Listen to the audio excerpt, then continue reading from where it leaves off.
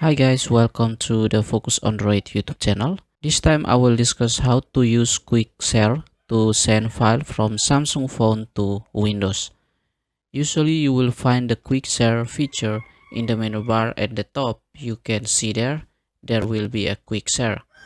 But before receiving file on Windows, you also have to install the Quick Share application on your Windows. You can download it through the Android website and install it on your PC. To start sending, make sure the Quickshare application on your Windows is open and ready to receive. Now we open the Quickshare feature on our Samsung phone. And here there will be two options, namely receiving or sending. To send, you can move to send, then press select file to choose which file you want to send. After selecting, press down at the bottom, then Quickshare will start automatically to detect your PC device, the name of which will appear according to the Quickshare application on your Windows.